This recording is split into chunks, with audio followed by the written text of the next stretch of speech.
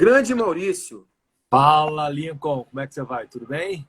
Pô, tudo bem, cara. Primeiro, uma honra te agradecer pela disponibilidade e o coração da gente estar junto aqui conversando, cara. Cara, acabei de trabalhar, acho que tem uma meia horinha. Foi só o tempo de tomar um banho. Tem que botar um perfume, né, para fazer a live. Ah, é bom, né, E, cara? Essa parada. cara, pô, é impressionante como é que nesse tempo de home office, como que se trabalha, é uma coisa de Não, louco. Tô trabalhando demais, trabalha-se mais, né, Maurício? muito. Muito mais. Eu tenho trabalhado uma média de 12 horas e antigamente a gente computava o tempo de deslocamento também, né? Aham, Como aham. trabalho. E, na verdade, agora o deslocamento que eu tenho é do meu quarto para a sala, da sala para o É, banheiro e tal. Então, de fato, a gente está trabalhando muito, cara. Muito. é. E agora Agora, não tem mais essa coisa de sábado, de domingo sim, é direto, né? e acaba ainda tem lives, e algumas lives vão até 1 hora da manhã e É. tal. Então, E tá bem assim, puxado. eu às vezes falo contigo assim, fico até meio, pô, será que estou incomodando? Mas você tá sempre online, cara. Às vezes, início da madrugada, você é um cara que tem uma intensidade violenta, né? Cara, eu não sei se virou vício, toque, o que é, Uhum. mas assim, eu também crio algumas regras, né? Por exemplo, eu não consigo dormir sem todos os meus e-mails respondidos ou, no mínimo, lidos. E eu recebo uma média de 200 a 250 Ah, e-mails por dia. é braba, é. Então, eu tenho todo. É muito louco essa questão do home office, porque a pessoa que ela não tem um método, eu acho que ela vai Engolida. acabar se perdendo, né? E tal. Uhum. Então, eu tenho método, eu tenho o meu horário de acordar, o horário da leitura, o horário de me informar sobre os e-mails e falar com os artistas, o horário de parar para almoçar, o horário para poder dar uma atenção um pouco em casa. Então, eu sou muito regrado. Agora, no WhatsApp você tá muito acessível, né? É, é. Agora, uma outra coisa é que vem uma constatação que no pós-pandemia, algumas coisas vão meio que se encaixar nessa nova realidade de intensidade, né? Eu acho que eu até escrevi hoje um texto que, modéstia à parte, eu gostei muito de ter escrito. Sabe aquela coisa que depois, Deu quando você prazer, faz, deu você fala assim, você olha assim, pô, tá legal isso, né? maneiro. E tal. E eu tô Vou muito, botar uma moldura e vou guardar. eu tô muito assim sem o hábito de escrever, porque eu escrevia muito na época do observatório e tal. Agora eu tô mais focado no podcast e tal. Mas Eu eu tive escutei o podcast, né? o de hoje. Simples, o de hoje, escutei. Como é que é? É toda Sim. quarta-feira. Mas como é que é o nome? É simples? Como é que é? Simples assim. Simples assim. Simples assim. E, Bacana. e, e aí eu escrevi um texto hoje justamente falando, dando um overview sobre o mercado da música em tempos de quarentena e uma pequena projeção do pós-quarentena, né? Eu acho Uhum. que algumas coisas, a quarentena ela serviu para acelerar processos, né? Uhum. Então, por exemplo, a chegada de mais pessoas para as plataformas de streaming. Então, eu acho que já vinha ali um processo de crescimento do número de assinantes, de pessoas que Uhum. estavam se aproximando, entendendo do que são as plataformas de áudio.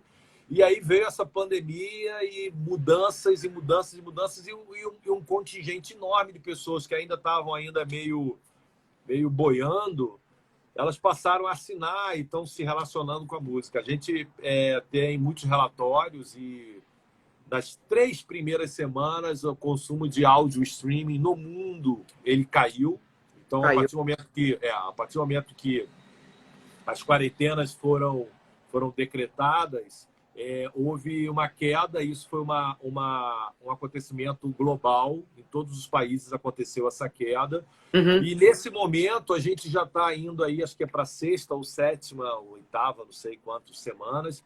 A gente já está no mesmo patamar pré-pandemia, né? Sendo que Entendi. a grande diferença é que, nesse momento, a gente tem uma base de assinantes infinitamente maior. Então, por exemplo, durante a pandemia, em 60 dias, houve um crescimento no número de assinantes da casa de 30%. Então, Caramba, é quando altíssimo. 30% é muita coisa.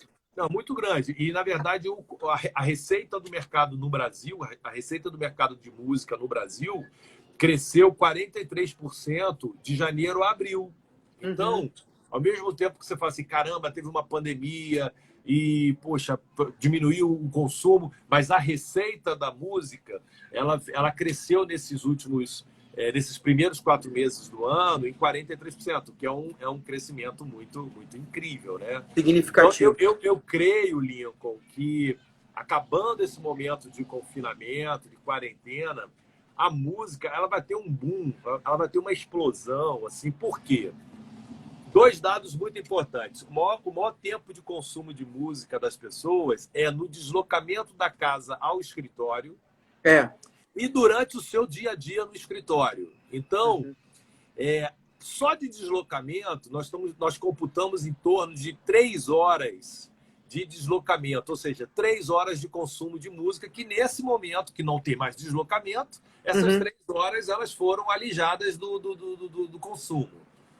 E aí, quando voltarem as pessoas a trabalhar, a gente vai voltar nesse deslocamento. Então, a tendência é de você recuperar 3 horas a mais de consumo, só que em cima de uma base 40% maior de consumidores. Então, cara, eu creio que esse ano de 2020, apesar de tudo, e aí é de tudo mesmo, em termos de Brasil, apesar de tudo, a gente deve fechar o ano aí com um crescimento da ordem de 50% a 60% em receita para o mercado fonográfico. Que legal. Maurício, tu sabe que eu vim preparado para te agulhar, né? Tu veio preparado, né? Não tem problema não, eu sei onde é que você mora. A primeira que eu queria te pegar é o seguinte, é que você é um cara ferrenho defensor do digital. E é uma realidade que, conforme você fala, eu gosto dessa sua fala, que você fala assim, não é uma realidade do futuro, é uma realidade presente, né? Ela já é efetiva nas nossas vidas. Ou vai, ou vai. Eu gosto muito de falar números. Eu gosto muito de falar, antes de você completar a sua pergunta, só para você ter uma informação, eu acabei de te dizer que 43% de crescimento no digital, em receita digital para o mercado, nesses primeiros 4 meses. A queda no físico, hoje, o mercado das grandes majors, né? Quando eu falo só um mercado, eu falo das majors. Há um número negativo, ou seja, no ano passado, algumas gravadoras ainda lançaram produtos físicos e, nesse momento, em 2020, os grandes varejistas, lojas americanas e tal, as lojas que receberam esses discos, devolveram uma quantidade de estoque tão grande que, nesse momento, o relatório do mercado é de que o físico é um número negativo, sabe? Então, eles receberam mais. Receberam estoque, cara. Então, por exemplo, vendeu 300 mil cópias do disco da Sandy Júnior, por exemplo. Só que o Sandy Júnior agora eles devolveram 220 mil discos. Esse número de devolução, ele impacta negativamente no número da indústria. Então, nesse momento, além de ser 99,8% o faturamento digital com crescimento, o que ainda tem de físico, ele nos impacta negativamente, ou seja, ainda nos assombra, sabe? Então, o negócio está tão ruim que o disco físico ele é um fantasma que nos assombra. Ele, na verdade, de uma pequena solução, ele virou um problema. Não, exatamente. É porque, na verdade, muita gente não entendeu o time, né? Eu, há 8 anos que eu falo de digital e há pelo menos 4 anos, para ser mais exato, 4 anos e meio, eu não lanço nenhum produto físico. E eu me lembro que quando eu tomei a decisão de não lançar físico, eu apanhei muito. Eu me lembro. Inclusive de próprios artistas. De próprios artistas. Então, eu me lembro, eu fui numa reunião contigo propor uma feira para tu botar teu estoque, você falou, pô, muda de assunto, já joguei tudo fora. Exatamente. Só na minha sala, no meu escritório, eu tinha 4 mil discos na minha sala. E hoje eu não tenho nenhum, graças a Deus, sou liberto. Aqui, vou levantar. Aqui, ó. Ali tem 4 mil ali, ó. Ali. Né, coitado? Eu tenho 60 milhões, cara, no meu celular. Aí, tá vendo? Começou a agulhação. Tá. Mas fala que acabou que eu te atropelei. O Wellington, meu amigo, tá aqui, falou que 50% das lojas americanas estão fechadas. E quando fala tão fechadas, é porque não existe uma expectativa de que elas não voltem. Isso é mais um fator, de repente, de dificuldade da venda física. Mais um dos fatores, né? Mas eu ia pegar um gancho. O Cleiton ali também está aqui, falou que sente falta das fichas técnicas. Realmente, isso também é um problema. Mas o que eu ia falar é o seguinte, eu queria contos engraçados de gente com dificuldade de adaptação. Porque toda adaptação, né, Maurício, ela tem uma... Pô, a gente vai levar da mudança, o cara tem que produzir diferente, o cara tem que entender que ele tem que fazer de uma maneira mais rápida, ele tem que entender que o físico não é mais a forma de vender, ele não pega um pedaço, que os caras ganhavam um pedaço em CD para levar no show, ele tem que ser agora um propagandista, de repente, de plataforma digital. Há toda uma adaptação, né? Sim. Você lembra de alguma história engraçada de algum grande nome, não precisa citar, que você falou, meu irmão, você tem que vir pro digital. Eu tive um caso clássico, não vou citar, claro, evidente, Uhum. mas eu tive um caso clássico de um artista que, na época, trabalhava conosco e que ele meio que me afrontou mesmo, a palavra é afrontou, dizendo que eu era responsável por matar o CD. Rapaz, se eu tivesse esse poder de decidir no mercado o que era para ser feito, né? E parecia que eu estava assim, eu era o cara que estava sabotando, que eu estava, na verdade, a serviço das corporações mundiais. Entendi. Sabe aquela Aquele coisa papo de conspiração, sabe? Conspiração mundial. Conspiração. Eu estava a serviço da CIA, da KGB, de alguma coisa assim, para derrubar o CD e criar uma dependência dos artistas para as gravadoras. Era nesse nível. E eu me lembro que ele me mandou uma mensagem, alguma coisa assim e tal, e eu, cara, educadamente eu confrontei e convidei ele a sair da gravadora e foi o que aconteceu. E ele seguiu na vida. Hoje eu nem sei mais se ele ainda está vivo, não sei, não ouvi mais notícias. Mas assim, sabe, não dá para... Mas fora esse, que foi um caso assim que me chamou muito a atenção, porque houve um confronto, assim, sabe? E um excesso de peso para mim, né? Na verdade, era claro um artista que tinha mais de 20 anos de carreira, que viveu o auge do CD e do LP e tudo mais e tal. Mas as pessoas precisam entender, cara, que essa mudança ela vai acontecer de um jeito ou de outro, né? Eu acho, como nós falamos no início, a quarentena ela está potencializando algumas coisas, acelerando outras e matando de vez outras. Eu acho que a pá de cal que precisava para o mercado físico foi agora. Né? Porque as lojas, golpe final. Lincoln, você imagina se as gravadoras ainda dependessem de venda física nesse momento. Exato. Era demissão de 80% de todos os funcionários da companhia. Entendeu? Então, a quarentena está servindo para acelerar processos e determinar a morte do que já estava morto, né? Assim, na verdade. Agora, aprofundando a agulhação. Você falou assim, pô, gosto de matemática. Outro dia eu estava conversando com um cara de uma outra grande gravadora. Que não Mas aí começou como você, que eu também não aceito muito desaforo. Eu me lembro que no dia dessa ranheza aí, dessa briga aí e tal, eu postei no meu Instagram uma foto do Pablo Escobar dessa série da Netflix, com aquele ator brasileiro. Narcos. Não, é do Pablo Escobar lá, o Narcos, isso. E com aquele brasileiro, que agora não me esqueci o nome, porque ele é muito Wagner Moura. Ele é muito de esquerda, eu não curto ele, não. E aí eu botei assim, o plata ou plombo, né? O dinheiro ou chumbo, né? E vem para o streaming, alguma coisa assim. E eu postei também, só de raiva. Não, você de vez em quando posta uns negócios... Os entendidos entenderam. Você posta de vez em quando uns vídeos de comédia, aí tu pega um gancho, pode ser qualquer gancho para botar um negócio do streaming. Muito engraçado. E eu ia lembrar você, que eu sei que tu é tricolor, tinha uma época que o Fluminense era vencer ou vencer, né?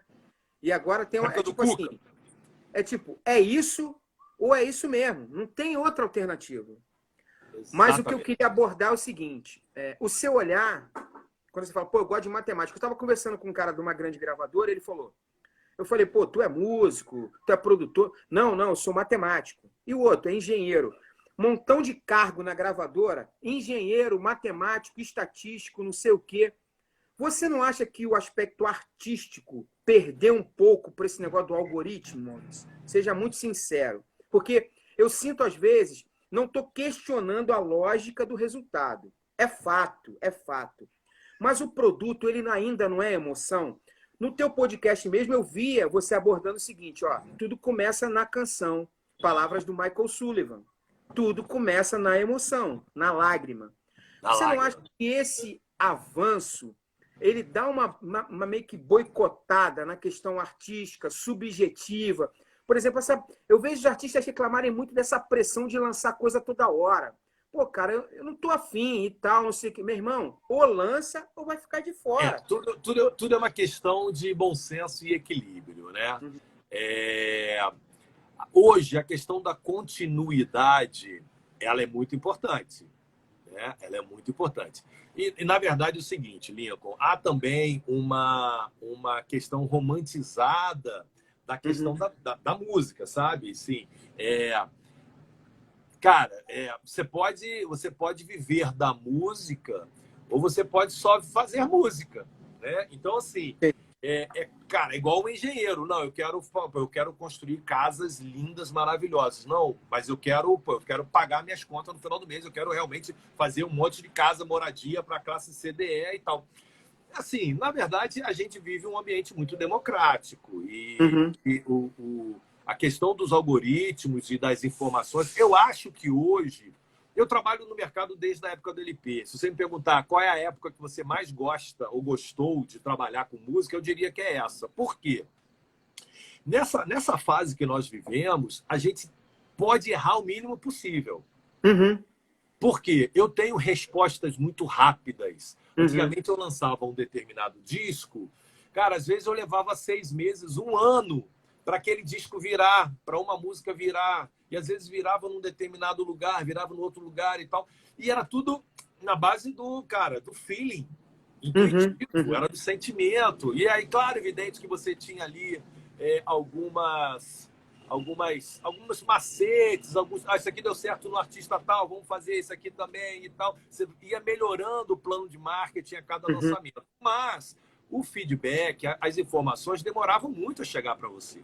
Hoje, a gente lança um projeto, menos de 24 horas você já tem um primeiro cheiro. Você, em uma semana, você já tem muitas informações, né? Então, a questão também de você estar lançando o tempo todo música, antigamente você levava, cara, às vezes 1 ano gravando um disco. Sim. Hoje você pode gravar uma música em 1 semana. Sim. Né? Então, tudo depende A tecnologia, né, cara? A tecnologia avançou também para quem produz, né? Exatamente, você pode fazer muita produção remota, você grava cordas na Rússia, você faz a produção da bateria de um cara em Nova York, você mixa em Londres e tal. Tudo isso facilitou muito. Então, eu não sou do tipo que saudosista, antigamente era muito melhor. Cara, não era não, assim. Antigamente rapaz, que negócio de fazer fotolito, e você fazia de uma cor, pensava numa cor e saía na capa outra. E aquela caixa de acrílico, aquilo vinha sempre quebrado. Disco arranhado.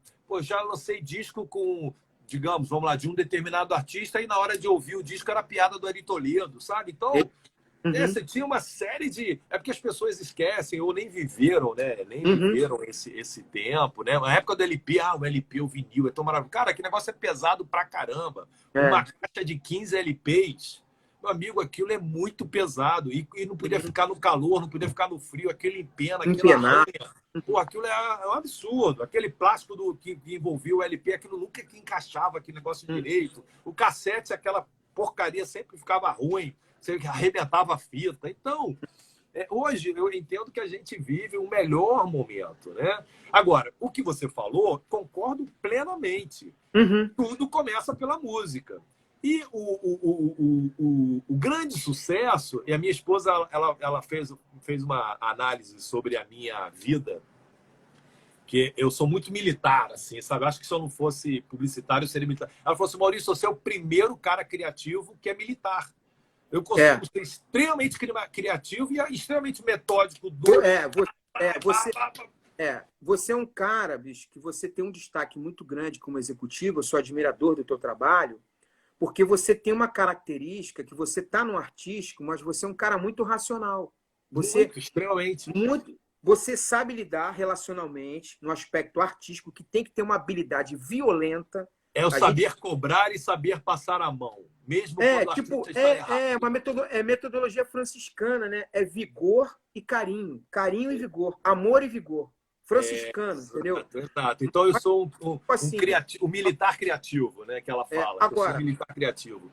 Eu insisto no seguinte: você não acha que a arte perdeu um pouco? Fala a verdade. Não, eu acho que os artistas é que perderam muito em não apresentarem produtos de qualidade. Eu jamais vou aceitar a pecha de, por exemplo, eu ser um diretor artístico que só pensa em números. E os números são muito importantes. Eu estou há 10 anos num projeto em que a nossa meta era recuperar os investimentos a partir do 5º ano, e já no 2º ano a gente recuperou o investimento e já começou a dar lucro, que foi um case de sucesso mundialmente. Então, eu sempre tive muito focado em números. Mas eu acho que quem está realmente devendo são os artistas, são os compositores. Eu acho que quem está devendo são os produtores, os próprios artistas, de trabalharem e buscarem repertório. Né? Então, por exemplo, por mais que eu saiba lidar com números, com algoritmos e com estratégia e tal, cara, eu sei me arrepiar com música. Hoje mesmo eu ouvi uma música e falei, cara, que música linda. Eu vi uma música até secular e tal. Hoje falei, cara, que música linda. E a palavra que a gente foi arrepiar. E essa mesmo, como eu digo sempre, 3 tipos de música. A boa, a ruim e a que arrepia. Eu acho que os artistas hoje estão devendo um trabalho de entrega de músicas que arrepiam. Né? Tipo assim, então, o cenário acho muito Ctrl-C, Ctrl-V. Né? Exatamente. Se o cenário mudou, é uma questão deles se adaptarem ao cenário, correr atrás da veia artística. Cara, eu acho que tem que pesquisar, tem que fazer... Porque as pessoas acham assim, cara, eu vou fazer qualquer coisa dentro de um pacote, vou entregar isso para a gravadora e a gravadora vai fazer o milagre. E não faz, entendeu? Então, eu recebo... Cara, eu recebo muita música, Lincoln, muita música. E a gente continua sabendo identificar o que é hit, cara. Agora, às vezes o artista te entrega 10 músicas e ele acha que está entregando uma obra-prima e você fala assim, cara, legal. Comum, legal. Igual. Entendeu? Então, mas mesmo. Também se coloca coloca na conta da gravadora, porque, como eu digo também, há dois esportes no Brasil, né? Um é falar mal de político, outro é falar mal de gravadora, né? E coloca-se muito na conta da gravadora todas as mazelas. Por exemplo, alguns das lives dos nossos artistas da Sony, nesses últimos dias, acabou de ser gravada, de ser transmitida, quando foi para o YouTube, ela foi bloqueada. Aí hoje um dito cujo aí de um rapazinho de 14 anos entrou assim, a Sony é uma amadora porque bloqueia os vídeos. Meu amigo, se foi bloqueado, é porque houve algum uso de conteúdo não autorizado. Simples assim, como diz o meu podcast. Simples assim. E aí, o que a gravadora tem que fazer? Pô, ela vai pesquisar o que foi que aconteceu, qual foi o conteúdo que entrou errado. A gente vai ter que ou editar ou fazer um trabalho. Cara, é um trabalho, Lincoln. Tu não tem violento. Do que é o trabalho. Violento. Violento. Pessoa que está em casa, quem é o culpado? Aquele careca de óculos lá, o Maurício. Entendeu? Agora, a gente é o culpado porque bloqueia, porque o cantor, em vez de mandar o repertório correto, ele na última hora, Deus falou que eu tenho que cantar essa música. Ele cantou a música de outro e que não foi bloqueado. Entendeu? Porque, cara, o Cleiton tá aqui. Todas as lives da Sony, todas, a gente fica o tempo todo falando, cara, olha, não pode fazer isso, não pode fazer isso, não pode fazer isso. A gente manda um tutorial do YouTube. E ainda assim, quando a gente está assistindo a live do artista, fala, vai dar ruim. Eita, já bloqueou. tá escapando ali. Vai dar. Fez isso, errou. E tal. Mas a culpa é de quem? Do careca de óculos. Né? Então, essa questão da música, cara, me entrega o ritmo, amigo. Eu vou trabalhar lindamente Por o ritmo. por exemplo, Maurício, eu poderia citar um exemplo, você me corrige se você pensar diferente. Ah, Ninguém Explica a Deus é uma canção perene, violenta, que surgiu no meio do clima digital. foi o início de tudo. Foi o início de tudo. E o mais louco da Ninguém Explica a Deus é que essa não seria a música que a Gabriela Rocha ia cantar. Eu já ouvi isso do Clóvis. Não seria. Ela ia cantar uma do tem uma, Publicano, a outra música lá do Publicano. eu acho que tem uma, não, eu acho que tinha uma lance de uma história bíblica que tinha uma mulher. Não, Sei se é uma música que tem lá sobre o cego, o publicano e tal. Tem uma outra música do Preto no Branco que ela ia cantar essa música. E aí, Exato. a gente assistindo, ele passando ali antes, cara, vou te falar, não eram 2 horas antes da gravação. E aí, ela viu a música e tal, e a gente chegou em consenso. Cara, não é essa música que a Gabriela tem que cantar. Caramba. Mas a gravadora não recebe os louros disso. Exato. Como agora a música Girassol, da Priscila, pô, é um outro hit, talvez o maior hit da história da música gospel em todos os tempos, e em termos de colocação de chart e de colocação de Spotify mundial, global, Deezer, global e tal. Essa música, a Priscila não queria gravar. É mole? Não queria gravar. Não queria gravar porque ela é amiga do Whindersson e ela não se sentiu à vontade para cantar e tal. E aí ela estava indo para Las Vegas, no Grammy. E aí eu falei, não, Priscila, vai, canta essa música, canta essa música. Ligo pro Johnny, rapidinho a gente foi, preparou, gravou, pum, a música explodiu. Mas ninguém fala que foi a gravadora. Ninguém fala. Não foi o Careca que convenceu. Não. Aí não foi. Também nem quero. Cara, eu não preciso disso. Não, na verdade, eu quero saber lidar com os números. Mas então, eu acho que há essa má vontade com relação à gravadora. Cara, eu, por exemplo, eu sei que em algumas outras gravadoras a coisa não funciona assim. Eu, por exemplo, eu interfiro muito pouco ou praticamente nada em repertórios. Ao longo dos meus 25 anos lidando com música, o único repertório, eu falei assim, olha, você se vê cantando isso por 1 ano e meio? Aí a cantora, não, então não grava. Foi o único repertório em 25 anos que eu falei assim, cara, não grava nada disso.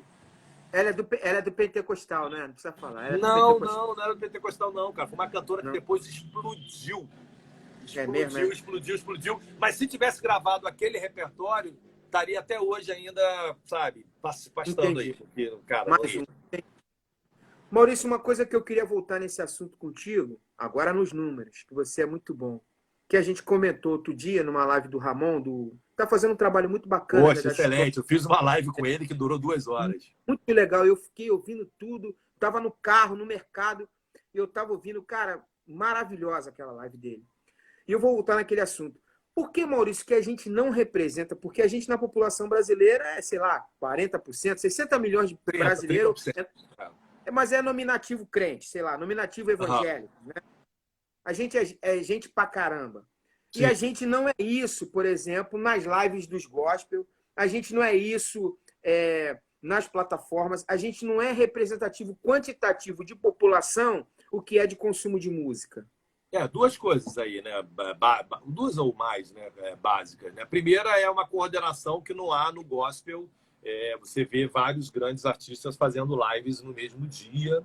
E o gospel tem uma coisa muito engraçada, Lincoln. Como só estou eu e você aqui... Perfeito. Eu vou falar claramente. No gospel há muita concorrência entre os artistas. Mas é aquela concorrência muito velada, sabe? Velada. Então você vê poucos artistas estimulando o trabalho de outros. E aí, o que acontece? Por que o sertanejo ele explodiu como fenômeno de consumo no Brasil? Entre outras coisas, porque os artistas eles têm um senso de uma unidade. Uma unidade. É um elevando o outro, é um levantando a bola do outro, é um fazendo feat com o outro, é um dando música pro outro. Um fala do é um repertório do show. outro, o outro elogia a voz do outro, o outro pega a participação do outro. Todos É igual o eles, baiano. cara, Tu lembra então, os na baianos verdade, é o também? seguinte, por exemplo, eu sou do Tu Rio. lembra também, tu pegou também um pouco do auge dos baianos? O Gil fala do Caetano, Sim, o Caetano claro. fala da Gal, a Gal fala da Betânia. É isso lá atrás, né? Mas depois teve É. o momento do axé, em que todos Exato. eles... Cara, claro, evidente que eles tinham ali a sua concorrência, cada um queria aparecer um pouco mais, mas eles entenderam o seguinte, que é o que falta para o gospel, a sensação de cena. Quando eu falo de cena, é a cena gospel e não o artista gospel. Então, enquanto os artistas do segmento nosso, eles estiverem trabalhando de forma individual, vai ser um cometa, um outro cometa, e um outro a cada 70 anos. E Mas, Maurício, mas a cena em si, ela não vai. Por exemplo, o funk... mas seja muito sincero, Maurício, quando isso cai na barreira de uma gravadora pela outra, por exemplo... Não, quando eu não estou falando isso de culpa só do artista, não. Eu estou falando que talvez essa disputa dos artistas, ela tenha a sua gênese, o seu início, ele tenha acontecido motivado pela concorrência de gravadoras. Há algumas gravadoras que, infelizmente, trouxeram para o nosso segmento uma ideia de individualismo, de rixa, uma ideia de rixa, de que tudo que eu faço é melhor, tudo que você faz é pior, nós somos os donos do mercado, e isso acabou que incutiu na cabeça também de alguns artistas e tal. Eu acho que hoje há 10 anos eu trabalho numa empresa multinacional secular. Cara, se a minha companhia precisar da Ivete Sangalo, que é da Universal, para fazer uma música, a liberação ela é dada praticamente que automática. É mesmo? Se o Dilcinho, que é da Sony, vai cantar com Ferrugem, da Warner, lindo. Eu vejo uma dificuldade tão grande, cara. Eu ia te perguntar isso. Existem umas bases contratuais da autorização e da participação financeira da indústria. Sim. Se, por exemplo, alguém pede, um artista da Sony, você tem uma base de facilitação, seja muito sincero, ou você tem coisa que tem que obedecer e você não facilita. Total. Sabe por que eu tenho? Porque a minha função como executivo é gerar receita. Ok. Tá? Pronto. Existem, por exemplo, editoras musicais, né? São as publishers, né? Elas tomam conta do autoral. Existem gravadoras em que elas têm essas editoras musicais e eles utilizam essas editoras como reserva de mercado. Ou seja, esse compositor que está vinculado a essa editora musical, ele só pode escrever para os meus artistas. Gente, isso é de uma pequenez. E mais, se eu sou compositor, o que mais eu quero é que a minha música seja gravada pelo maior número de pessoas, porque vai gerar o maior número de receita. Eu vou falar não dando nome aos bois, mas eu fiz uma solicitação de um determinado compositor, ainda na época do disco, para que o padre Marcelo Rossi gravasse uma música desse compositor, que estava vinculado Imagina nós estamos falando de 1 milhão, nós estamos falando de 1.200.000 discos que que o padre Marcelo vendeu nessa época. E a gravadora / editora simplesmente negou para o compositor a autorização dessa música. Nós estamos falando, Lincoln, de algo em torno de R$250 mil de receita para o compositor, que ele simplesmente deixou de ganhar por causa de uma falta de visão, uma falta de respeito, uma falta de critério da sua empresa que deveria o protegê-lo. E fora, Maurício, e fora sem querer espiritualizar o assunto, porque se a gente fosse pensar no reino de Deus, a essência é que a autoria é do Senhor e a proclamação e a expansão dessa música é para o reino. Cara, tu me conhece há muitos anos, você sabe que eu sou um cara muito correto, muito racional, até com a minha fé. Eu nem entro nessa seara, sabe? Não, eu sei.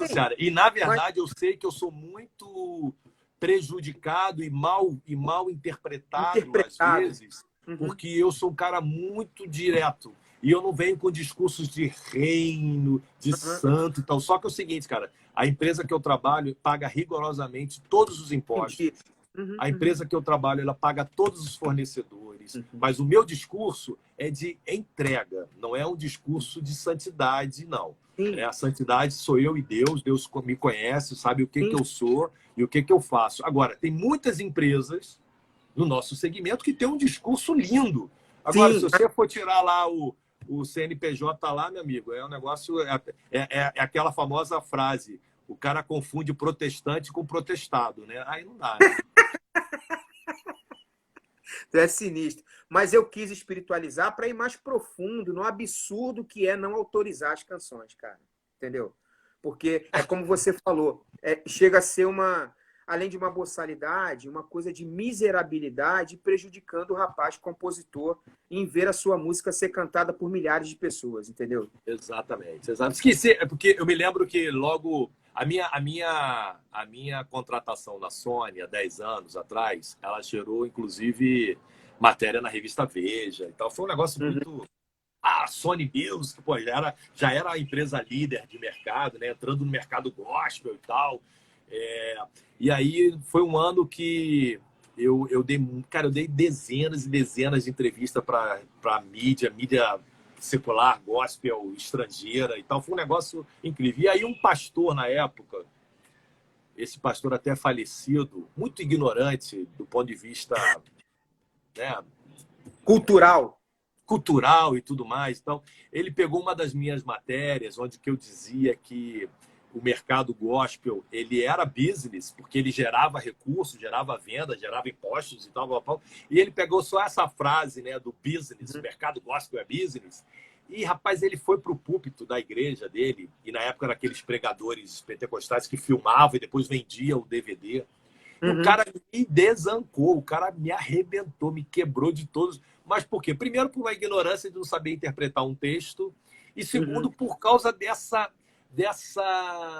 hipocrisia semântica Uhum. de falar. Cara, olha só. O que é de Deus é de Deus, cara. O que é Sim. para ser pago tem que ser pago. E as coisas são Sim. assim. Né? Então tem a questão natural. Na verdade, a gente vive num mercado de muitas imagens, né, cara? É muita coisa de imagem, é muita coisa. É, É tudo muito perfeito, as famílias são lindas, muita propaganda de Doriana. E é, no fundo, eu que lido nos bastidores, cara, a sim. gente vê o que é a realidade É. humana. E eu vou te Eu, falar, eu nem me decepciono, porque, cara, é humano, é ser humano. é, Agora, o que me deixa triste é quando vem com aquela aura de é, é o papo santidade, hipócrita. porra, É o papo com a hipócrita. harpazinha tocando, a harpa e a É, asinha e a é, auréola, pô, dizendo que é santo, que a pessoa nem anda, ela flutua. Isso é, realmente é difícil. é, é. Que nem eu perguntei para um grandão aí, não vou falar também não. Eu perguntei para um grandão, cara, mas qual o segredo do teu sucesso, cara? Tua música são vários hits, canções e tal. Ele falou, não, meu sucesso começa, pô, com a minha família em casa. Aí eu fui no ensaio dele e falei, pô, bicho, deixa de ser hipócrita, cara. Você escolhe até o bumbo que tu usa na batera, cara.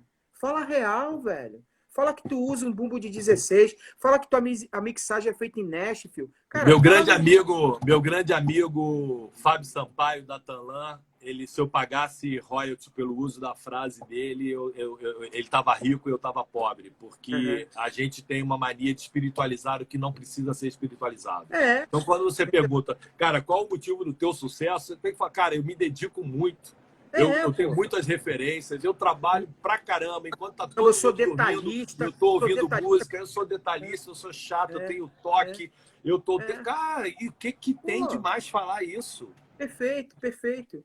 Agora, Maurício, eu queria assim que você falasse o seguinte: que você porque você é um cara que teve, eu estava até escrevendo hoje no post, né? Você teve por trás de grandes lançamentos do nosso meio que, além de ser pioneiros, foram revolucionários, né? Eu me lembro de você trabalhar no Toque no Altar, lá atrás, que foi É, um estouro uma violento, experiência né? incrível. Eu me lembro de você trabalhar ali na Graça e trazer o lançamento do Thales Roberto, que também é um divisor de águas no meio, A um gente sempre divisor fala de... muito de graça, a gente fala de Thales, cara, mas você sabe que na graça, por exemplo, um dos grandes projetos que eu amo na Graça é o projeto Instantes da Vida, da Heloísa Rosa, que é muito pouco Sim. falado, sabe? Mas Eu tem acho que é aquela um disco vendagem assim... considerável também do André Valadão, não tem, na Não, Graça? aí vou chegar lá. Esse disco da Heloísa Rosa talvez esteja entre os meus top 10 dos discos que eu mais amo e mais tenho orgulho de ter lançado. E aí Uhum. vem o Projeto Fé, que é Sim, o grande sim, projeto da história do André Valadão. Esse sim. projeto foi 100% coordenado por nós e, cara, Sidney, foi grande sucesso. Sidney, brother, tá lembrando até do tempo da Line. Pô, você é um cara que passou por Ele é todas muito mesmo, né? velho, Sidney. É, o Sidney, pô. Grande brother. Mas aí, cara, eu queria que você falasse o seguinte: você até já respondeu metade da pergunta. Quais são os trabalhos que você lembra assim com muito orgulho? Você fala assim, cara, não, isso aí tem o meu toque. Qual que você. Uns dois ou três, assim, não. Esse tem meu toque, esse tem meu toque, esse tem meu toque. Eu acho que mais do que trabalho, talvez alguns projetos, né? Eu me lembro da gente contratar, na época de Line Records, a gente contratar a Jamile com seus Uhum. 9 anos de idade. E Maneiro. a Jamile ser uma... Cara, se tem uma artista que a gente criou desde o zero, o Uhum. nome dessa artista chama-se Jamile. Jamile foi uma vencedora de um quadro do Raul Gil. Do Raul Gil, Cara, e ela tinha 9 anos de idade, ela não sabia sequer pegar em garfo e faca, sabe? Então foi todo esse... Não, mas quando eu falo isso, eu não falo nem para ser uma hipérbole, nem para ser um exagero, Uhum. nada disso. É para ser, de fato, mostrar o seguinte: ela era uma menina, agora é comunidade, mas antigamente era favela. Ela era Uhum. dali da Copacabana, acho que não sei se é Pavãozinho, lá, não, Ladeira dos Tabajaras, Uhum. Copacabana. Cara, ela morava num cômodo com a família toda e muito humilde. E aí a gente, cara, a gente fez todo um trabalho até de professora. E eu me Uhum. lembro que a gente viajava para... eu que viajava com ela, com a mãe, para a gente fazer o trabalho de divulgação. E aí eu sempre comprava uma boneca para ela em todos os lugares, porque cara, eu sempre tive muita sensibilidade em lidar com artista, né? Uhum. E aí, cara, era ralação, ralação, ralação. Aí eu falava sempre assim: vamos lá no shopping rapidinho, que eu preciso comprar alguma coisa para mim. Na verdade, eu ia lá e comprava uma boneca para ela, e a gente tomava sorvete, comia só porcaria, hambúrguer, Uhum. aquelas coisas todas. Então a Jamile, acho que é um projeto que eu tenho um carinho especial. Eu acho que o projeto de reconstrução da Line Records foi um projeto maravilhoso, tanto que junto com a Sony Music, a passagem que eu mais amo. Uhum. Na Line Records, a gente, cara, teve projetos incríveis de Mara Maravilha, com Deus de Maravilha. Tivemos. Foi na Line Records que eu tive meu primeiro contato com rádio apresentando Line Music. Uhum. Quem mais? Cara, na Line Records eu ganhei meu primeiro Grammy, né? Na época em que podia se ganhar Grammys, né? Uhum. Olha aí. Olha aí. Que foi o Deixa o Teu Rio Me Levar da Soraya Moraes. Uhum. Projeto lindo, maravilhoso e tal, e a gente, eu tenho muito orgulho disso. Então, e aí depois teve, cara, o próprio Toque no Altar, como você comentou. DJ PV é um artista que eu tenho muito orgulho da gente ter trabalhado. O Sidney falou aqui do Catedral. O Catedral foi uma banda, cara, que eu viajei direto e fizemos um projeto lindo, que é aquele projeto acima do nível do mar, um projeto acústico, quando ninguém falava ainda de acústico. Cara, então assim, graças a Deus tem o Thales, sem dúvida nenhuma, o Uhum. Regis Danese, muito antes de ter estourado, a gente Uhum. que lançou. Não vou falar não, Cleiton, não vou falar não, porque eu não posso me segurar. Eu Fica posso não me quieto. segurar, melhor ficar Fica quieto. quieto, fica quieto. Eu acho que a resposta tem a ver com os votantes do Grêmio, mas vamos ficar quieto. Não vou mexer nisso aí não. É. Mas fala, que mais? Eu ia falar o seguinte: você falou dos projetos que você tem orgulho. Tem algum, seja muito sincero, que você tem inveja? Inveja boa, assim, inveja branca, do tipo, pô, esse cara eu queria que fosse meu, chegou agora, mas eu queria naquele tempo. Eu Ou tenho, tipo assim, eu tenho uma lista de artistas que ainda não trabalhei com eles, né? Então, por exemplo, Diante do Trono é um artista que eu nunca tive oportunidade de trabalhar. Infelizmente, eu acho que eu poderia contribuir bastante, especialmente num momento diferente como esse. Cara, hoje eu trabalho com o Fernandinho, que era um artista que eu tinha muita vontade de trabalhar com ele. Hoje a gente está muito próximo, estamos trabalhando bastante e tal. Tem uma turma da nova geração aí, sim, eu posso falar abertamente. Por exemplo, a Isadora Pompeu, eu acho que ela tem um potencial incrível. O Lu Melpídio é outro artista que eu acho que é uma artista que tem muito... Tem uma coisa legal ali na Lu, que eu gosto e tal. E isso aí eu não estou dando spoiler de contratação, não. Na verdade, não, é vontade mesmo. Acho que são artistas que, cara, eu paro para... Eu, por exemplo, eu ouço muito Morada. É um cara demais, assim, sabe? Eu acho que é uma banda que, para mim, hoje está num patamar diferente, assim, sabe? Passou daquela dúvida de uma música somente, né? Maurição Paz aqui, o querido amigo Maurício Paz me falou aqui que, grande brother, cara, a gente lançou a Gabriela Rocha, de fato, a gente pegou a Gabriela Rocha bem no iniciozinho e, cara, catapultou a carreira dela e, enfim. Tem muitos artistas, cara, tem muita gente. Eu de longe percebi uma tristeza tua, fica muito à vontade, mas tu sabe que meu papo é reto, né? Eu senti uma tristeza tua quando da saída da Gabriela e a saída do Preto no Branco. Você se sente às vezes assim, porque eu me sinto assim, tá? Eu tô me colocando na carapuça. Eu me sinto às vezes um cara assim, não valorizado daquilo que eu ajudei a potencializar. Eu me sinto. Você se sente assim, em algumas despedidas, do tipo assim, eu sei que vai ter uma despedida, não precisava ser agora? Eu vou te responder numa frase. Existe uma frase que não é minha, eu ouvi de alguém e eu concordo plenamente. O artista é aquele que, quando ele é sucesso, o mérito é todo dele. Quando ele é fracasso, a culpa é nossa.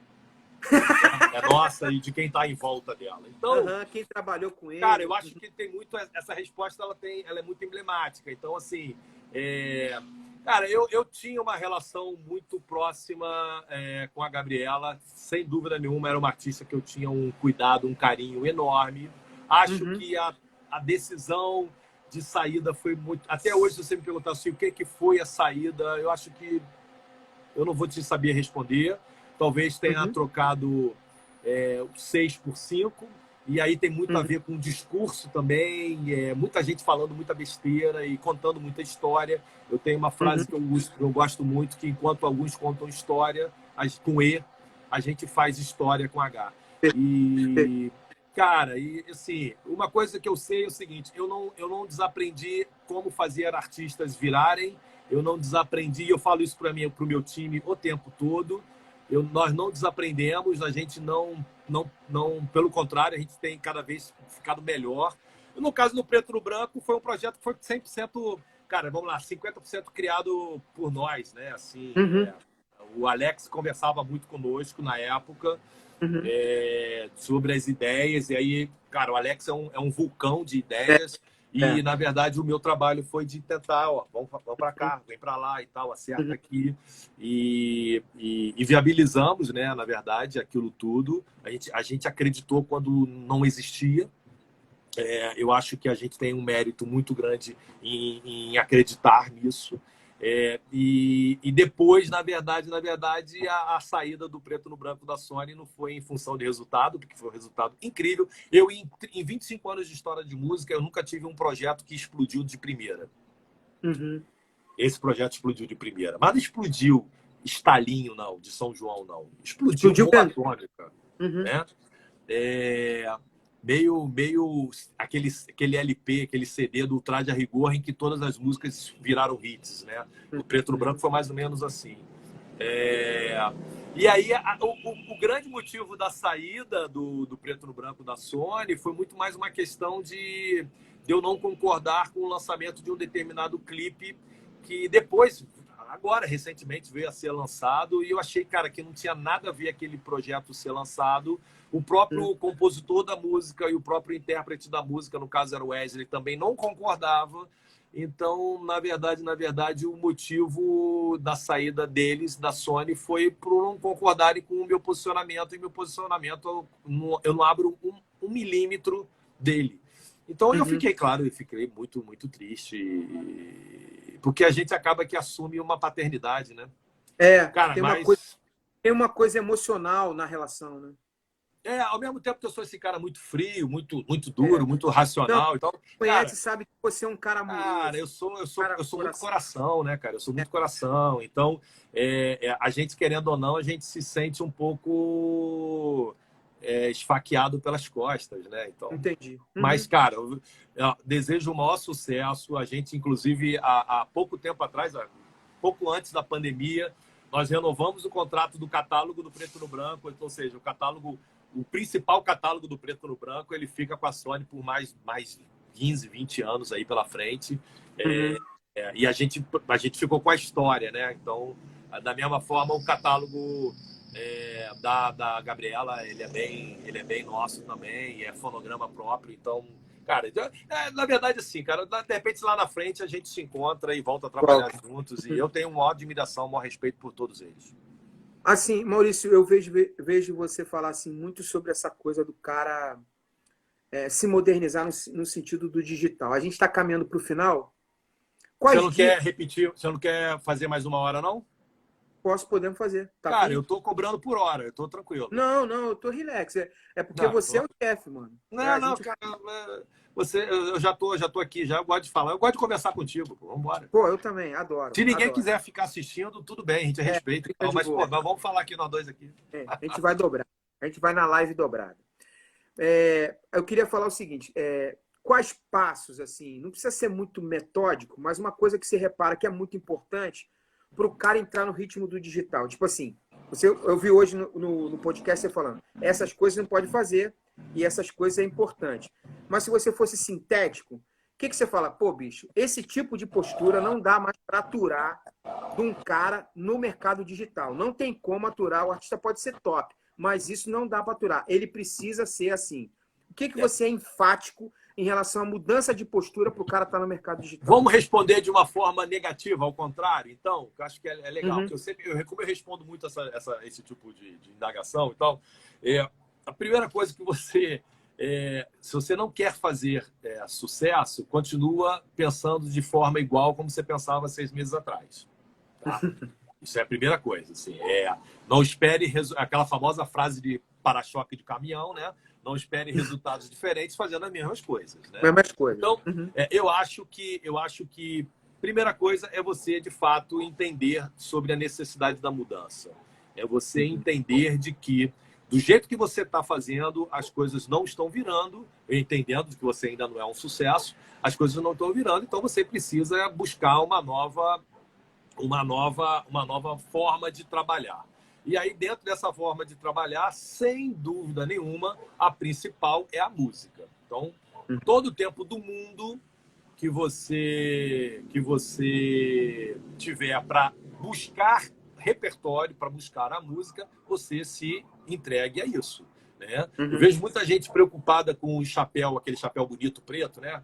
Aquela barba bem cortada, a guitarra fazendo os riffs, então aquela luzinha amarela, mas, cara, na hora de tocar a música é uma porcaria. Então, primeira coisa que você tem que fazer, cara, invista no conteúdo, sabe? Porque senão o Lincoln vai chegar para mim e perguntar se é a gravadora que é culpada por isso. Então, primeira coisa é realmente você entender de que num universo de 60 milhões de músicas, a sua música não pode ser só boa, ela tem que ser ótima. Entendendo que isso está bem resolvido, essa questão da música, né, e tal, você precisa ter um DNA digital, você precisa ter uma mentalidade digital. E o que é essa mentalidade digital? Como é que é esse DNA digital? Como é que é essa mentalidade digital? Pensar da forma digital. Ou seja, você tem que ser psicopata de rede social, você tem que dominar pelo menos 2 a 3 redes sociais. Hoje o TikTok está sendo uma febre, então é importante que você entenda como funciona a ferramenta do TikTok. É fundamental que você seja ativo, principalmente dos stories do Instagram. Cara, Facebook é importante. É importante, mas eu não diria hoje que o Facebook comunica como comunicava antes. Né? O Twitter, muita gente fala, o Twitter... Cara, olha só, se o presidente da maior nação do mundo, Donald Trump, ele usa o Twitter... Quem é você para não usar o Twitter? O Twitter, ele é importantíssimo. Só que o Twitter, ele é para uma realidade. O Uhum. Instagram é para outra realidade. O Sim. TikTok é para outra realidade.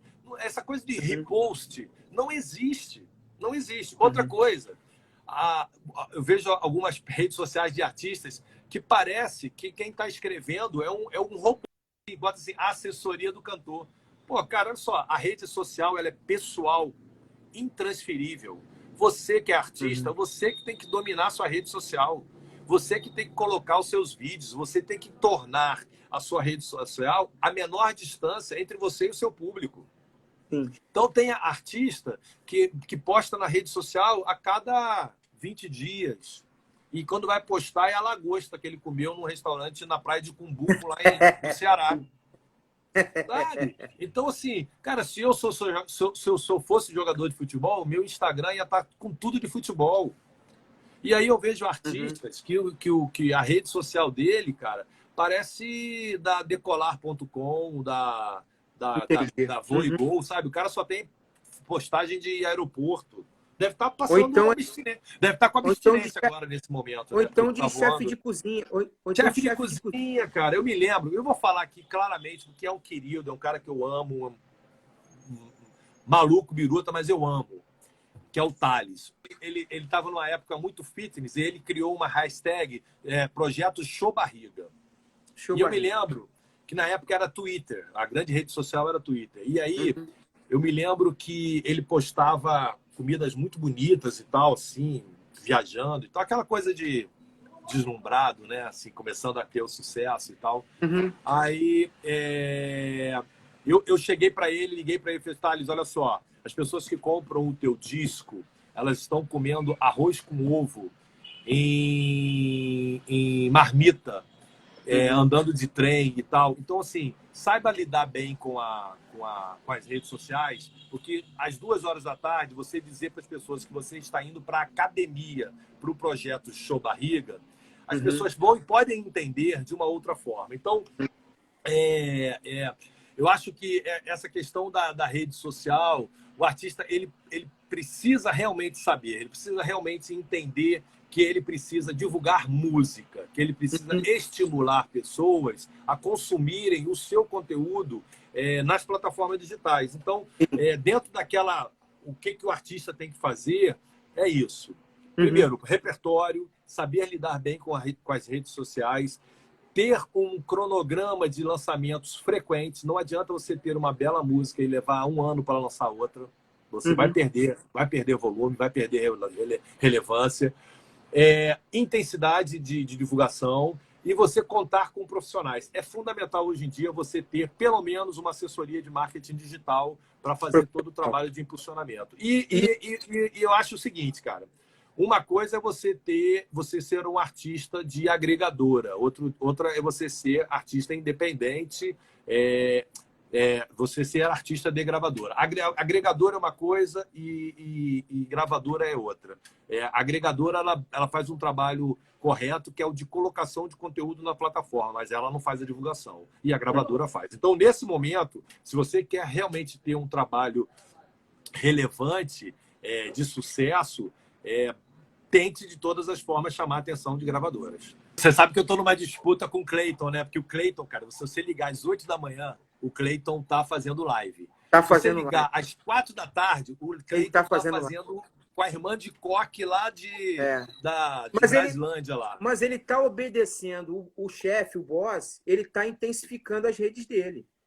Não Rapaz, tá? eu vou e eu participo de todas. Eu vou lá e falo, ó, tô aqui, hein? Tô te olhando, hein? Obrigado, filho. Obrigado. Meu auxiliar aqui trouxe um copinho de água aqui.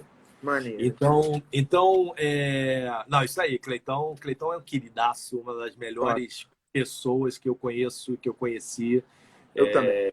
no mercado da música. É um querido, um querido. Além, E aí a- você me falou assim, Maurício, me conta alguma coisa engraçada. Uhum, Rapaz, uhum, você sabe que eu fiquei pensando, cara, o que houve de coisa engraçada, né? Vou contar agora a da Disco Crazy. uhum. Me liga Rubinho de Souza, Produtor estava dele. produzindo alguma coisa para mim, não sei se era Mariana ou o André Valadão e tal na época. Maurício, queria muito que você fosse lá em Brasília para assistir uma banda, cara, os garotos tocam muito e tal. Eu falei, não, ok, tudo bem e tal. Quando que é? No domingo XYZ e tal. Aí eu falei, não, eu vou lá assistir. Aí, pô, chega o carro no aeroporto, aquele negócio, sabe, cara, executivo, os caras querendo impressionar, né? E tal, aí Nesse tempo você estava na Graça. Na Graça Music, tava na Graça Music. Eu contratei a Disco Praise na Graça Music. Cabelão, os caras tinham cabelão, tá? Era bem disco, né? E aí, aí aquele, cara, tratamento VIP e tal, aquela coisa toda. Aí fomos para a igreja, que eles iam tocar numa igreja enorme lá em Brasília, que é o Ministério Fé do pastor Fad Fará. E aí, tal, pai, tal, os caras, maior expectativa para cantar e tal. Eu não sei se foi antes ou se foi depois, mas além da Disco Praise tocando, tinha um pregador, que é nada mais, nada menos do que o pastor Marcos Pereira da Adude. Eita! Ele e aquele séquito enorme dele, as mulheres da igreja, aqueles roupões, os homens em gravata, aquela coisa toda. Rapaz, o culto que era para ser um culto pop, a apresentação da Disco Praise, meu amigo, foi um reteté. Foi para cá e vai para lá e tal.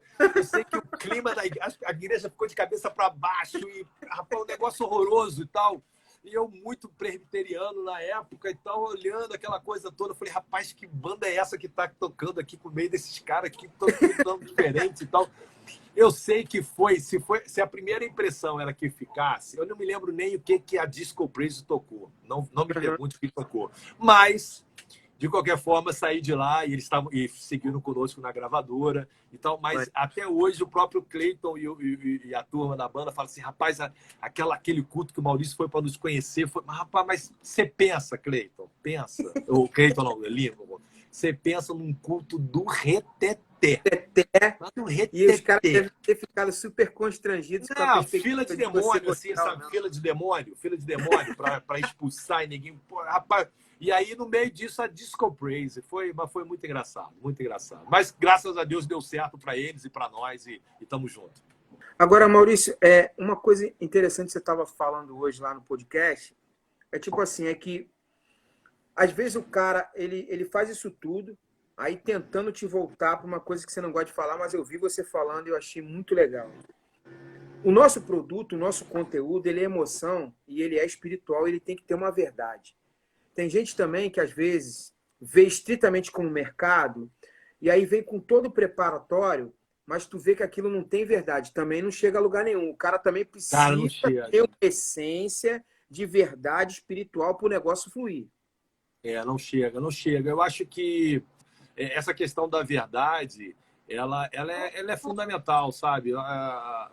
Cara, até porque... não é só o palco, né? Você tem as igrejas, né, cara? Então você está muito próximo das pessoas, né? O artista secular, ele vai engana, ele faz um clipe, ele faz um programa de televisão e tal, mas ele não tem a proximidade do público. No gospel, o cara tá ali na igreja, ele tá a 2 metros da pessoa. Então, por exemplo, vamos lá. Eu sei que o Lincoln gosta de um pouquinho de polêmica. Cara, o que tem de artista se queimando aí por causa dessas lives aí não tá no gibi, cara. É mesmo, Maurício? O cara tá se expondo muito? Muito. O Faustão fala uma frase que é muito engraçada, que ele fala assim, quem sabe não faz ao vivo. Não faz. Quem sabe não faz. E aí, monte de artista aí, cara, que é o rei do autotune, do Melodyne e outras coisas mais, cara, querendo pagar de cantor de live. E aí não vai. Fica ridículo, fica feio. Né? Então, cara, tem que ter muito cuidado. E isso aí eu tô falando até mais do ponto de vista técnico, né? Não tanto de verdade, mas técnico. Né?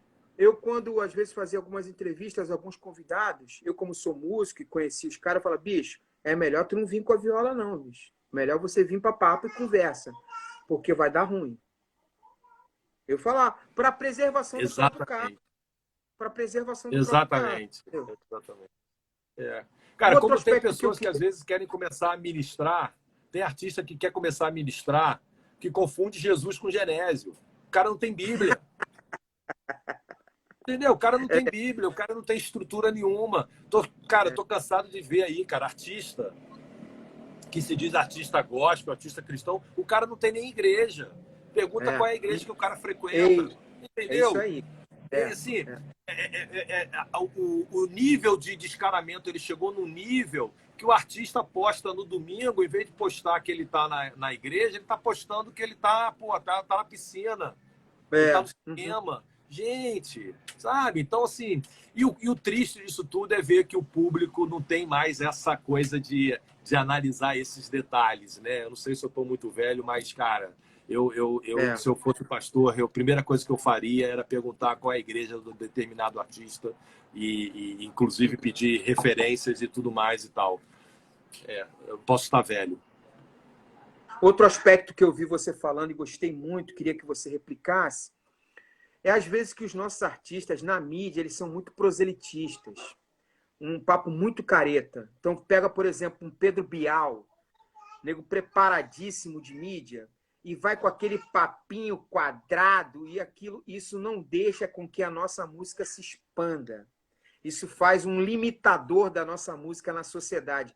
Porque o papo, da mesma forma que a gente falou de música, o papo é despreparado para o nível da entrevista.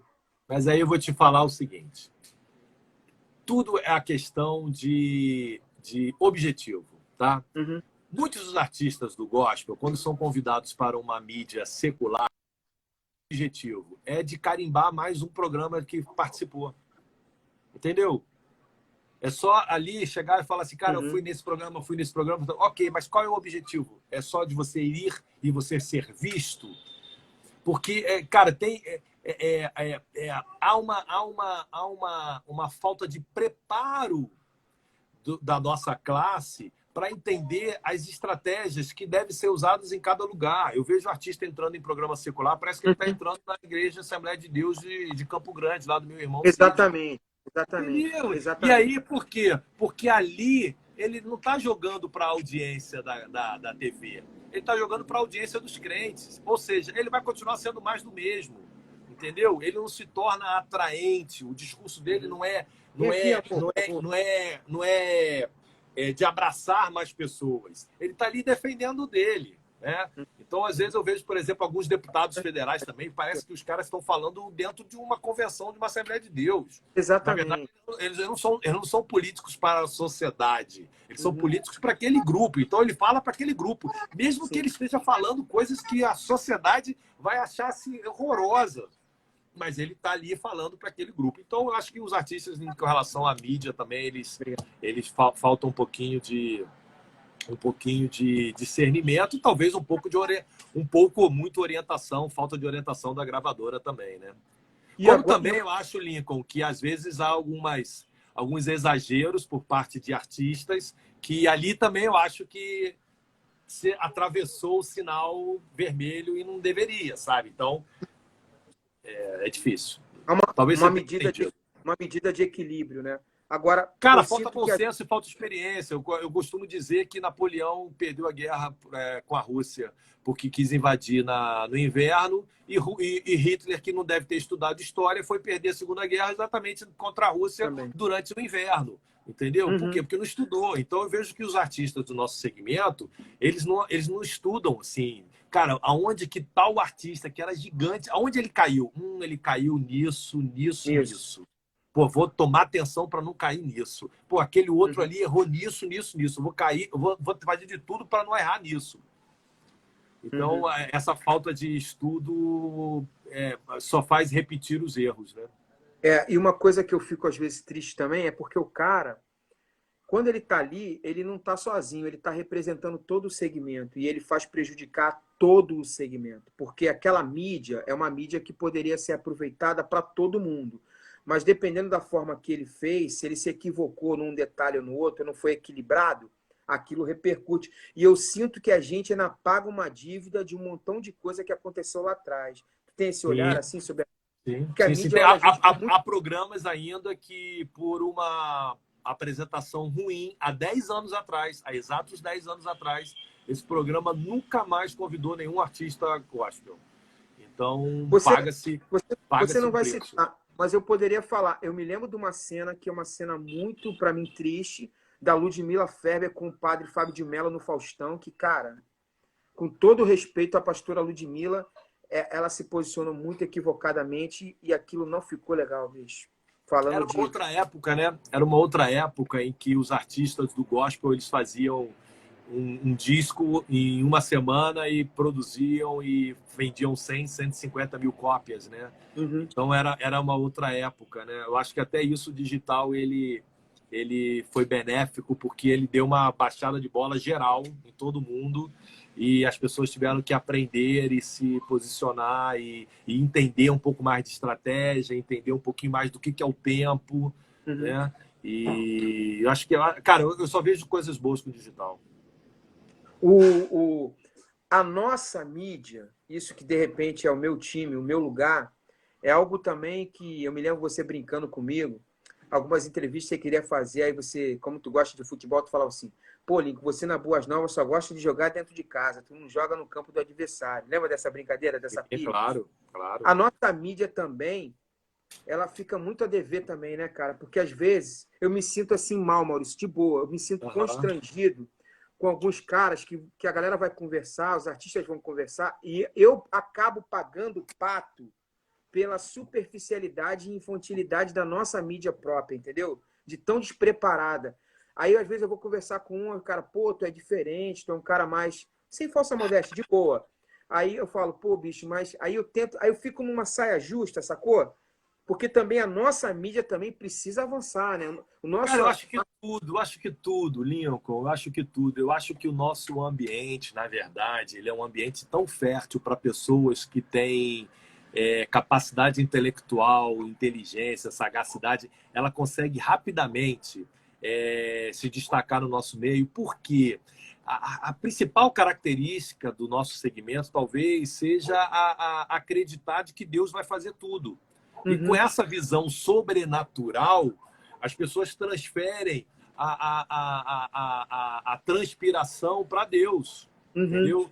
Então, por exemplo, cara, eu sou um cara que eu estudo 24 horas por dia.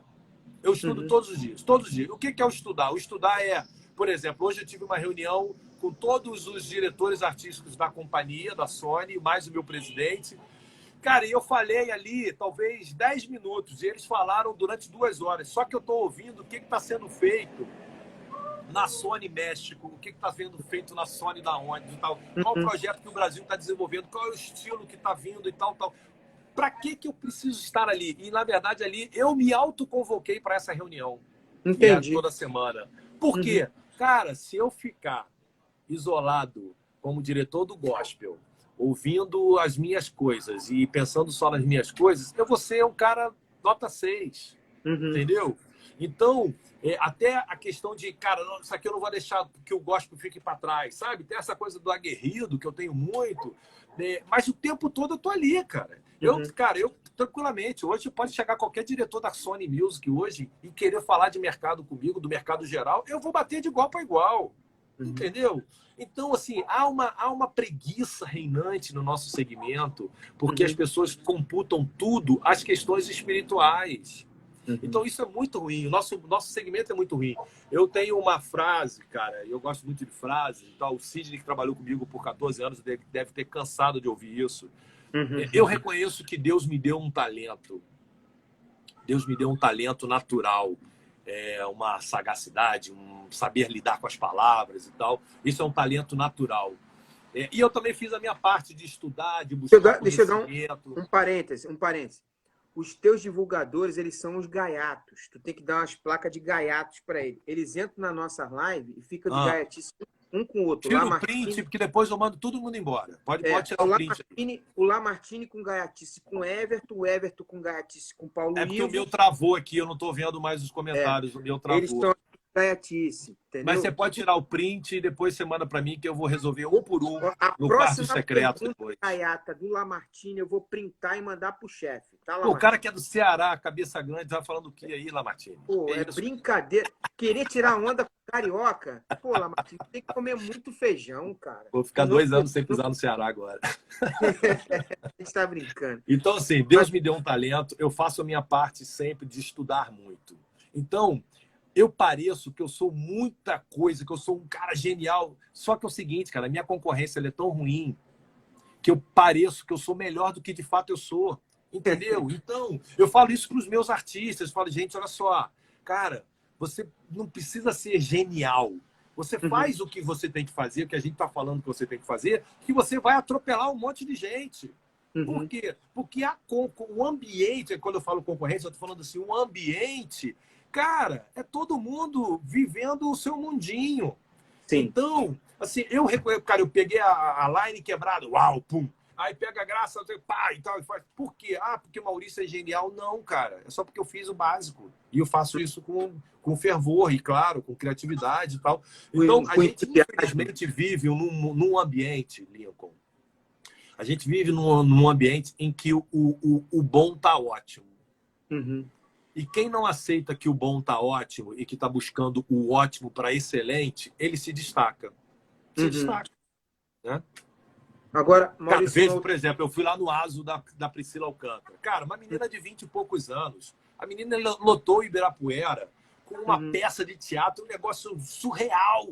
Cara, que, assim, na verdade, ela tirou onda com um monte de igreja que não consegue fazer um congresso de jovens naquele tamanho. Entendeu?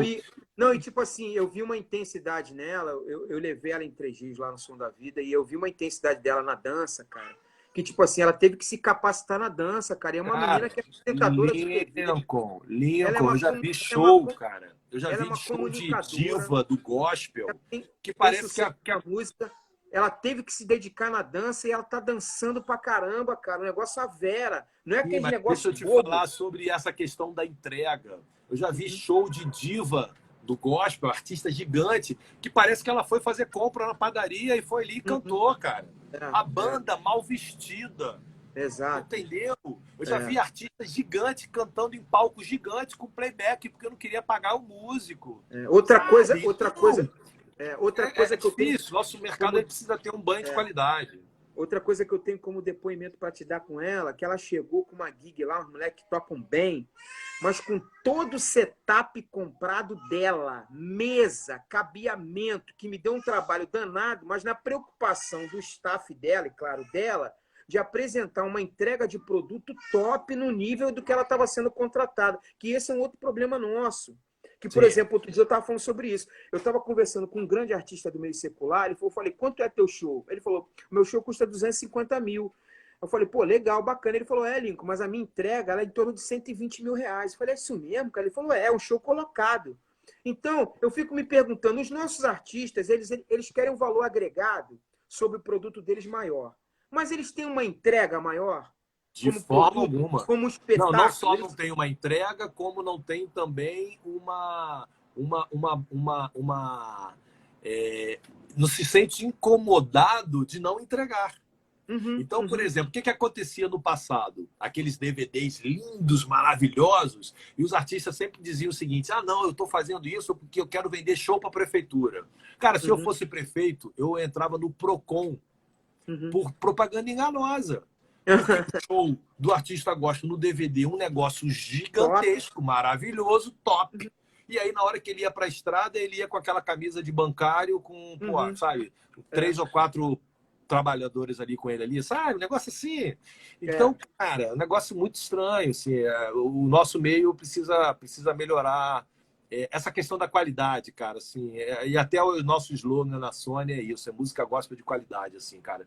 Eu posso ter o brega funk gospel, cara, mas vai ser o melhor brega funk gospel que acontece, entendeu? Os caras do secular, em relação à Sony, ainda nos olham com preconceito, Maurício? Não, eles nos olham com muito carinho. Internamente, eu diria que é um carinho incrível e muito orgulho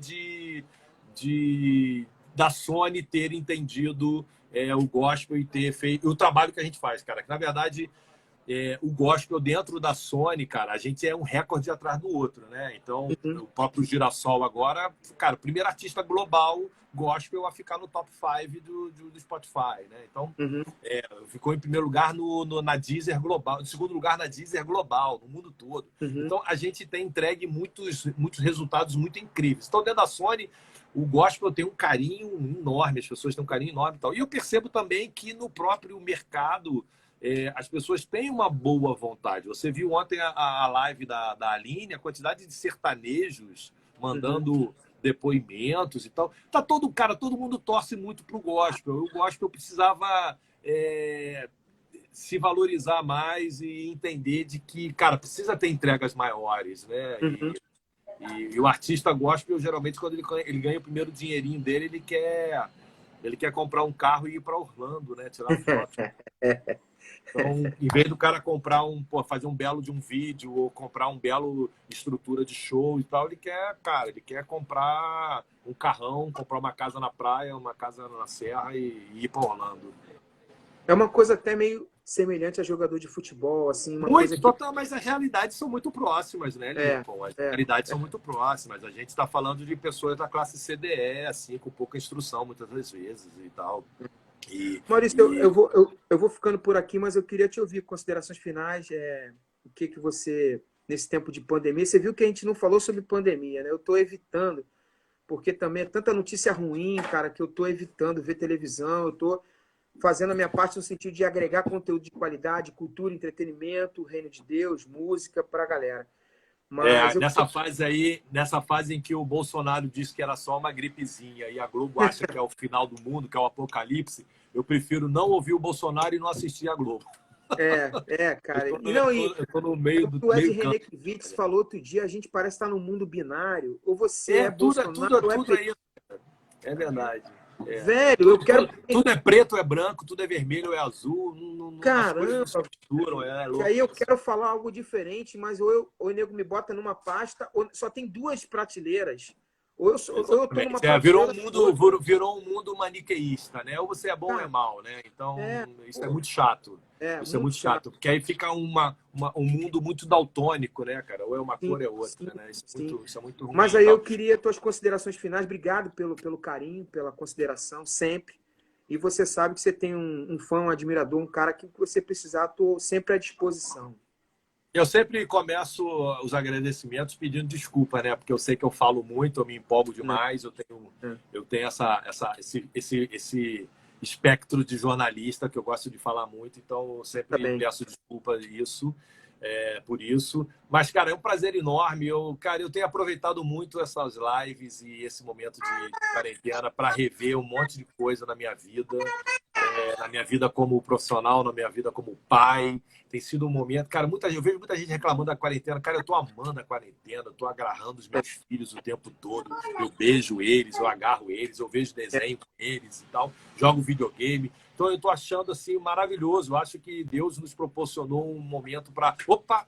Sabe? Tipo assim, aquele de arrumação de freada de ônibus, né? Que aí dá uma reorganizada. E tal.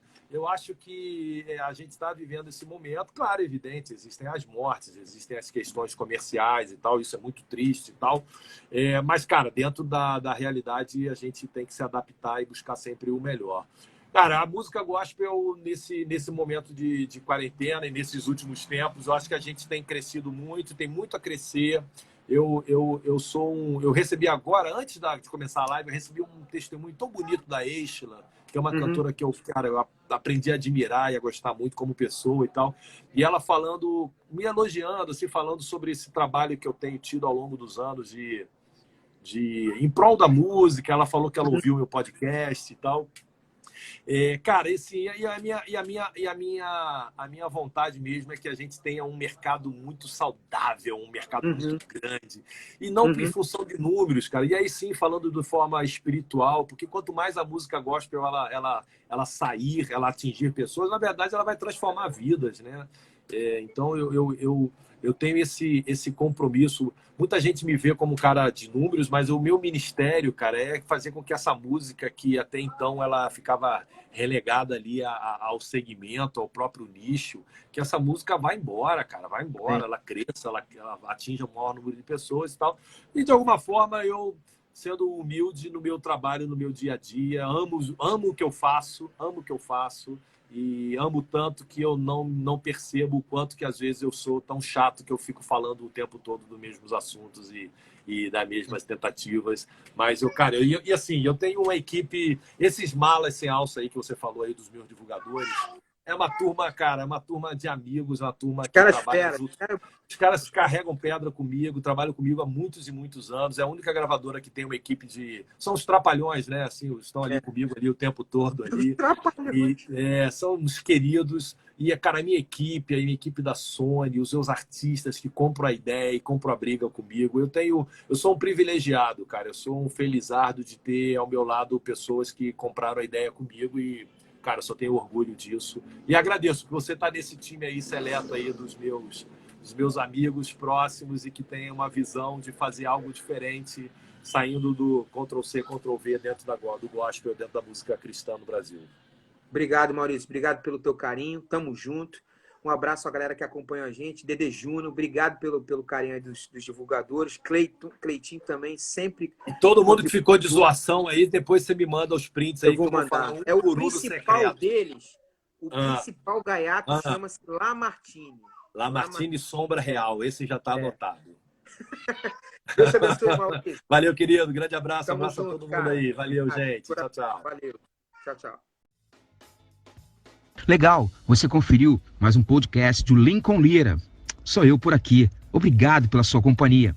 E a gente se encontra. Fique muito à vontade a conferir todos os nossos conteúdos nas nossas redes sociais, através do Instagram, a nossa super conta no YouTube e também através do Facebook. Fique muito à vontade e a gente se encontra até um próximo encontro. Deus te abençoe muito, super valeu e tchau, tchau.